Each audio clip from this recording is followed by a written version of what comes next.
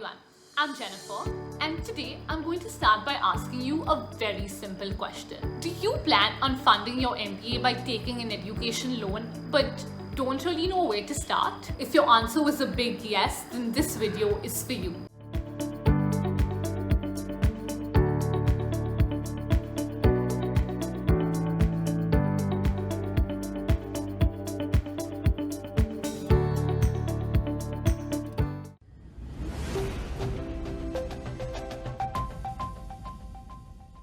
For the past year at Inside IIM, we have been conducting one-on-one career coaching sessions as counsel, short domain-specific courses as masterclasses, and university-affiliated certificate programs.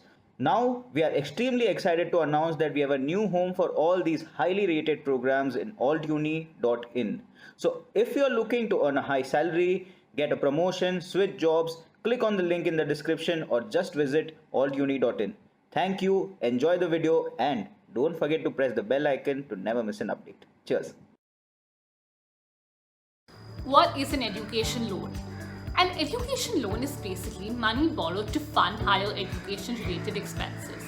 This covers your tuition costs, book costs, and living expenses. The loans are offered to students who have already secured admission to an MBA course.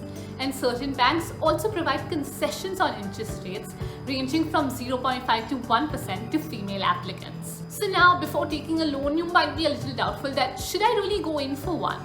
Well, here's why taking an education loan can actually be really helpful. So it helps provide you with 100% coverage, covering all the expenses that you will incur during your MBA, thus helping you expand your pockets and get that additional funding and financing that you will be requiring. It also helps prevent any missed opportunities that may arise, especially for students who are not able to afford the fees for an MBA course without taking an education loan.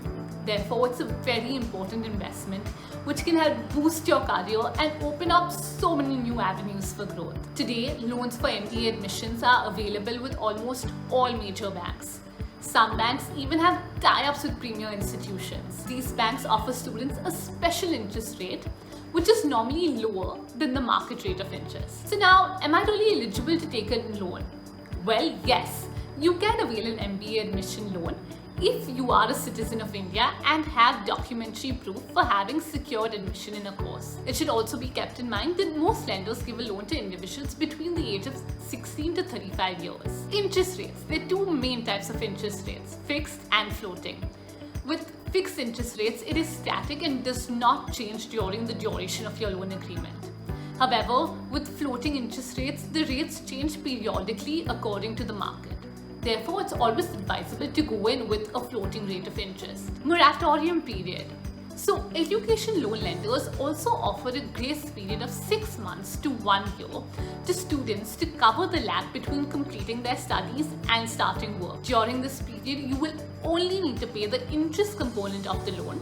The repayment of the principal amount begins only after this period is over. The waiting period before you actually begin paying your EMI can be super helpful to those who haven't got a job right after their MBA. Margin money.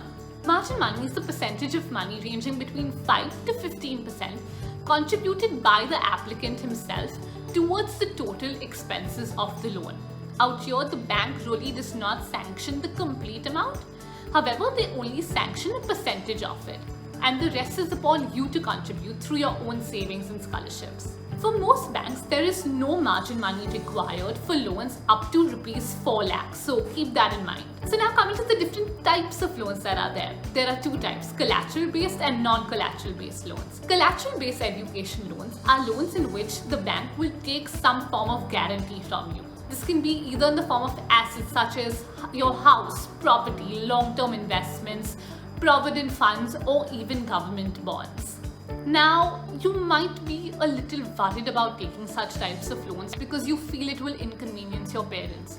However, you are only doing this to get your loan sanctioned. Once you graduate, you will repay your loan. Also, most banks won't repossess your assets unless they are absolutely sure that there is no other way for them to recover their dues. So, there's no need for you to worry. On the other hand, non-collateral based loans are loans where you do not have to show any property or assets to take such loans, and therefore preferred by most students like us. There are also many banks which do provide such loans, and also loans up to rupees 7.5 lakhs do not require any collateral or security.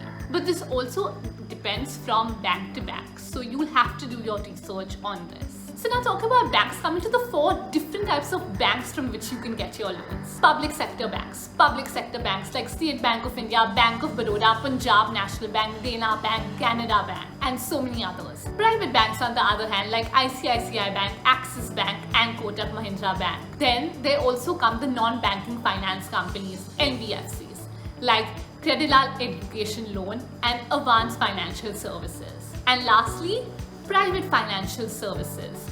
So this includes places such as Prodigy Finance and Future Finance. So accordingly, you have a wide range of options from which you can take your MBA education loan. All nationalized banks give loans at relatively cheaper rates of interest. However, the documentation and sanction time is much longer as compared to private banks and NBFCs, where the loan is sanctioned within a few days. However, the interest rates do tend to be on the higher side. While I was doing my research, I also found that Bank of Baroda and Canada Bank provide the loans at the lowest interest rates without any collateral. What's important here is to note that most financial institutions offer differential rates of interest schemes for depending on which college you're doing your MBA from. So each bank has their own list of graded colleges, which you'll have to check to find out these rates. So now so many of you would have also heard of the Vidya Lakshmi portal. So the Vidya Lakshmi portal is basically a one-stop solution for students looking for any student loan information. Not only can you apply for education loans on the Vidya Lakshmi website, but you can also compare student loan services, apply for education loan interest subsidies, and even refinance your student loans. The Vidya Lakshmi portal is a gateway to banks through which a student like us can proceed further with our education loan application and track it right from the inception stage to the sanction of the loan.